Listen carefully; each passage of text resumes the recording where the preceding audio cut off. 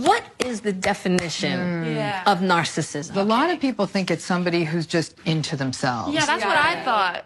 Could be anything, but it's actually almost the opposite of self-love. I'd almost call it self-hate. Wow. These are people who have no empathy for other people. They're really grandiose. They're deeply entitled. They're arrogant. They can't deal with frustration. And when faced with frustration, they become rageful. You can't win an argument with a narcissist. And I see that. I see that in people so much. They never want to feel wrong. Right. So I always take it. And I don't like that. So I just, that's 100% my thing. Right. Because I'm like, this is going to be an argument. You're going to not want to feel wrong. Right. So I'm just going to cut the middleman. Right. And just be like, responsibility. Okay. I'm the person who takes all the blame. Right. Here's the thing. If you did it 10 times in a row with a partner who had some of these narcissistic tendencies, they could easily crawl in there and take advantage of that. It's true. Other things that you're going to look for with a narcissist, they're constantly seeking validation. Narcissists are very, very sensitive,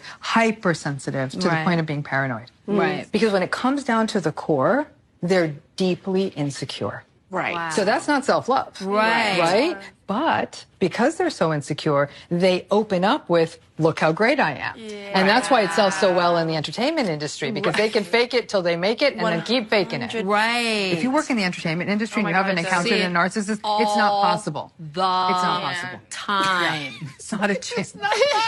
It is not possible. It's like going to the beach and not seeing sand. Like, good luck with that. It's true. So, it's really harmful because it's one thing to fake it for a performance. It's quite another to be with a person who invalidates you all the time. Are there different levels to narcissism? So the classical form of narcissism is sort of what most people picture, that sort of grandiose, look how great I am, look at my car, look at my dress, I'm all that, right? So they sort of suck all the oxygen. We're often entertained by them. They're very charming. It's why people get drawn in. But the flip side of that are the narcissists we miss, what we call the covert narcissists. Those are the dark nights of the narcissistic world, because they come off as really victim-y. The world never saw how great I was. You know, if the world knew how great I was, I'd be the next big thing. So they're very angry at the world. They're very sullen. They can often look depressed. So we miss them because they're not putting on the big show. We don't associate that with But they're angry. narcissism. They're very Super angry. angry. They're very angry. And they can be very dangerous as a result. It goes off.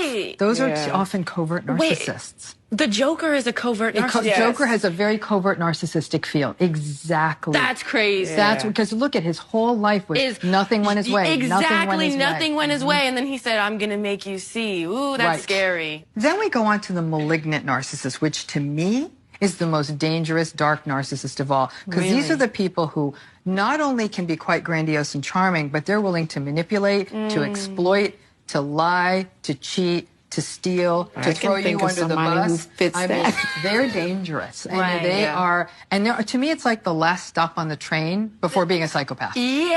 One last one, though, what we call the noble narcissist. These are the people who do lots of good things, lots of charitable stuff, and donate lots of money. But the reason they do it is only to get validation. These are the people like, I need my name on the building. Lots of Instagram posts, hashtag Rescue Saturday. Or and they look really good rescuing, too. They look good. Their hair looks nice, shoes on point.